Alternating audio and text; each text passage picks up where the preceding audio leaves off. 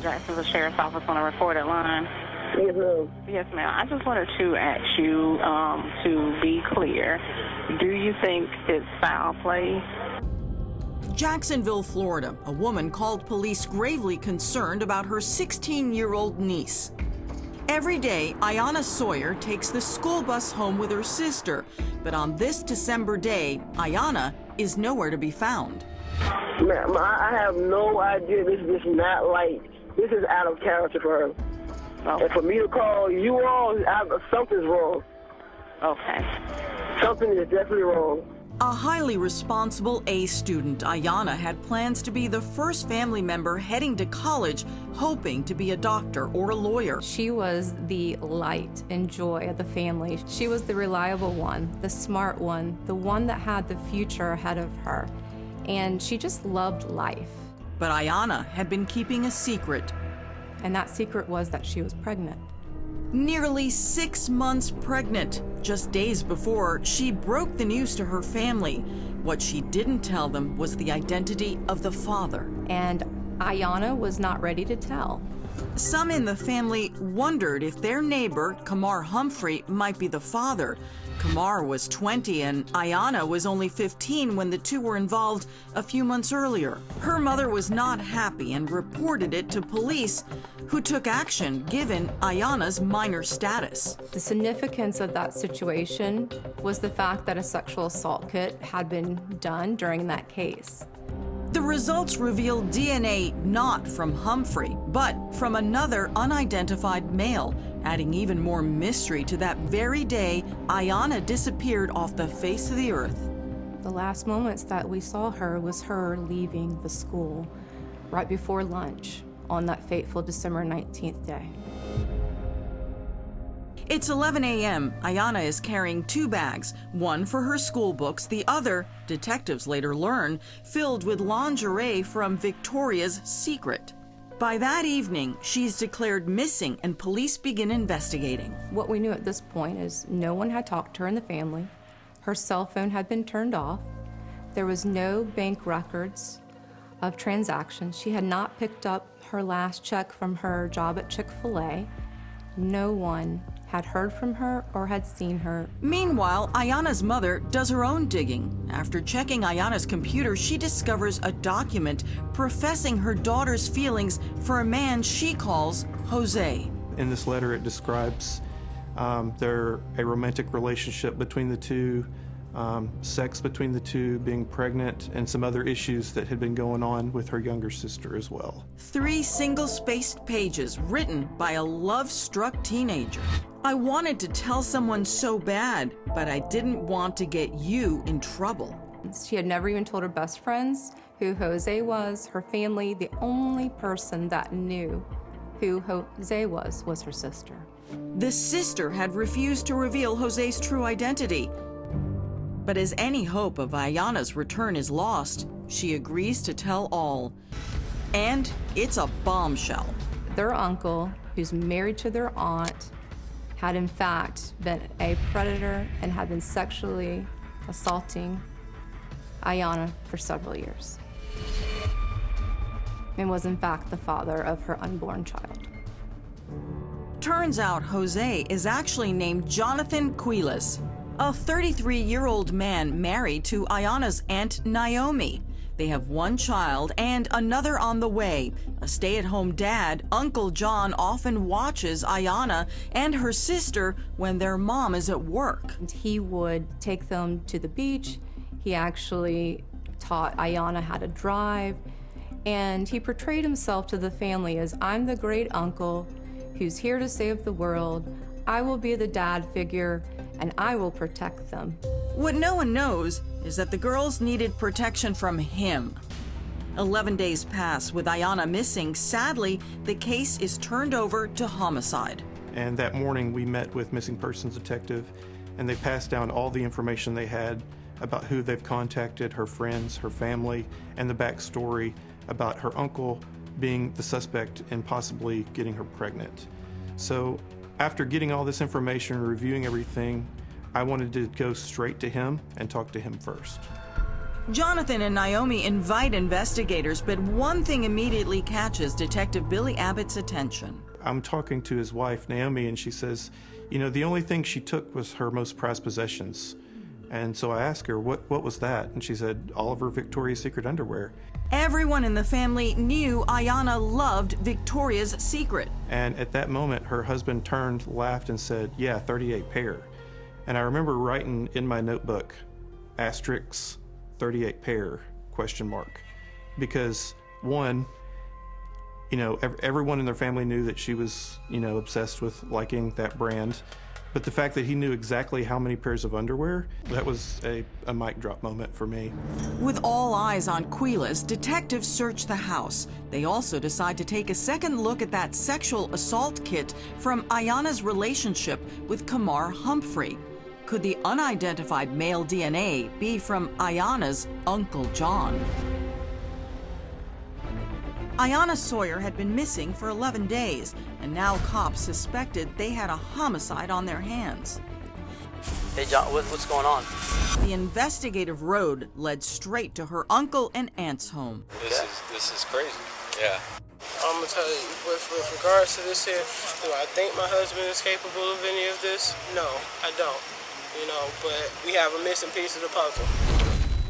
Talking to cops, Jonathan Quiles plays it cool, saying he's just a good uncle. We literally had their kids, her kids, for summers. You know, summer at a time, and then, you know, weekends, like, all of them. We're posting stuff on our Facebook trying to find her the same way they are. That same night, police execute a search warrant. They gave officers a tour of the house, let them look in all the closets, all the rooms, to just put everyone's, you know, minds at ease that she was not, in fact, there. Then, as they continued talking to Quiles, Ayana's mother, Kimberly Mobley, shows up with Ayana's laptop in hand. What's the password, man? Y'all can go through them if you want. So let me read it now. It's all to expose that note Ayana wrote to Jose, who she says is the father of her child. The Jose everyone now knows is Uncle Jonathan. She got other stuff that she wrote in here about him too, though. She wasn't in there.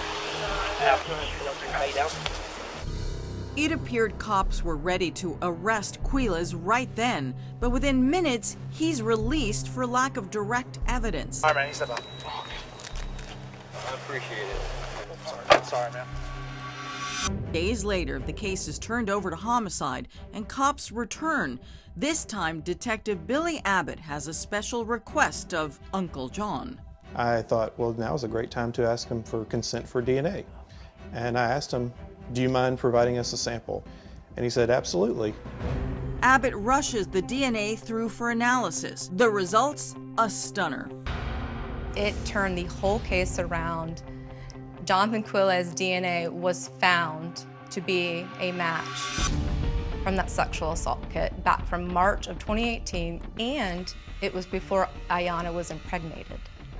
It seemed like everything happened all at once, and all the pieces just kind of fell right into place. We knew this was our suspect. Early on, cops cleared Kamar Humphrey, Ayana's former sexual partner, who was out of town when Ayana disappeared, but not Jonathan Quiles. I wish I could help you. I don't have any information as far as the whereabouts. Quiles plays dumb, even when they hit him with the news about his DNA. So if I were to tell you that I found some underwear that had your DNA in it, how would you explain it? That wasn't my DNA. That I didn't. 100%. No way, because I've never, ever been disrespectful to my wife. DNA doesn't lie, but another major break in the case would seal it when detectives hear from Jonathan Quiles' brother, Joseph. Joseph Quiles decided to tell Detective Abbott what his brother had relayed to him, and that was, in fact, that he had killed Ayana because she was pregnant. The family couldn't find out. He wanted to save his own skin. Joseph tells investigators Jonathan called him, saying he had a huge problem and didn't know how to handle it. Later that day, he calls back, revealing the problem had been taken care of. And then his wife, Naomi, after Ayana went missing, she said he slept like a baby. all while Ayana's gone forever at 16 years old. Quiles is also under investigation on another case, the sexual assault of the couple's babysitter, also a minor. Police arrest him on that case, and once he's in the Duval County Jail, Detective Abbott engages another inmate to help. And I said, hey, there's a guy coming into your cell.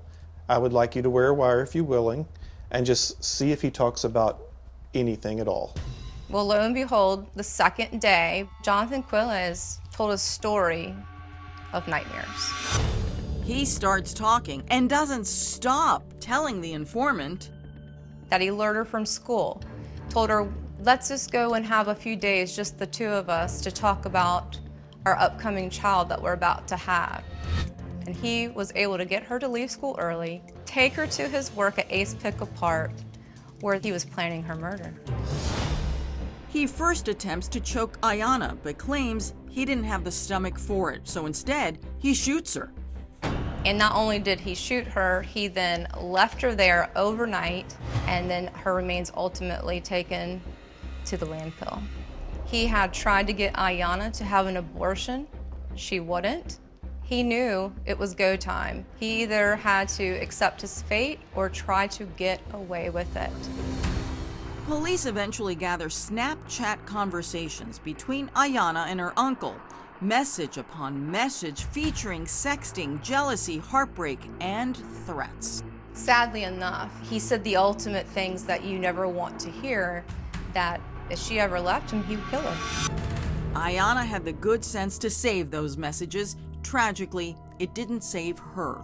Her worst mistake in life was trusting her uncle. For days, police excavate the landfill where Jonathan left Ayana. There's no sign of her remains, but they do find several of her undergarments from Victoria's Secret. Jonathan Quiles is arrested for first-degree murder. It would take 5 long years after Ayana went missing for 33-year-old Jonathan Quiles to face a jury and the death penalty for Ayana's murder and his own unborn baby. What was her name? Ayana. She was 16. She was pregnant. With her body never found, the defense hoped to create enough reasonable doubt for acquittal. The state must prove that Jonathan Quiles was in fact the person that killed IS. We believe they cannot meet their burden of premeditated murder. I worry, like on every other case, even with confessions and everything else. I still worry with what if, because you just never know. But I felt like it was going to go good. Prosecutors had their arsenal of circumstantial evidence, including the lurid and inappropriate Snapchat messages between Jonathan and Ayana, read out loud by Detective Billy Abbott. You're stuck with me until you die. So he had informed and told Ayana and even her sister, I only want to talk to you on Snapchat because they will be erased and we can keep our communications private. I need you to be like 100% with me at all times. I'm just so in love with you, I'll kill you and cry. Then family witnesses took the stand, delivering pieces of the sick puzzle. I knew she was sexually active when she went missing. With someone in particular? Yes, sir. I'm sorry. And who is that? That would be Mr. Jonathan. He wasn't hugging her like you would a buddy, a pal, or a niece or nephew. He was hugging her like you would your spouse, your mate, or someone you was in love with. Sir, who is Jonathan Quiles to you? My brother. And Jonathan Quiles' brother, Joseph, recounts those phone calls the night Ayana was murdered. He later went and shot her in the chest, and then he proceeded to discard the body, transporting it into a dumpster, and destroying the vehicle. Prosecutors felt confident. We had the DNA evidence, the Snapchat messages, and then we also had 2 other sexual battery victims testify as well. 6 days later, the jury began deliberating. We were expecting, for a long night. Mr. Quiles, please rise with your counsel. Considering an unborn child, a 16-year-old girl, sexual battery, it was going to be a few hours. It was minutes. It's hard to even breathe when you're waiting, especially for a case that means so much to you. It just did. It affects you. Sorry. The jury found him guilty of first-degree murder. At sentencing, Ayana's mother, Kimberly Mobley, delivers a powerful victim impact statement. I would never hear my granddaughter's first cries in a delivery room. I would never get to hold my granddaughter. These things was taken from us just as she was. She wasn't in an accident. She didn't fall ill. She was murdered. Though prosecutors pushed for the death penalty, Quiles was sentenced to life, and signs of relief from the investigators. I do feel like justice was served because we obtained life without parole, not just for her, but also for their child. If she were still alive today, she would be 22. Her daughter Hazel would almost be 6 years old. And being a prosecutor, you never know that you're gonna get these kind of cases. And sometimes you get something like this and it changes you.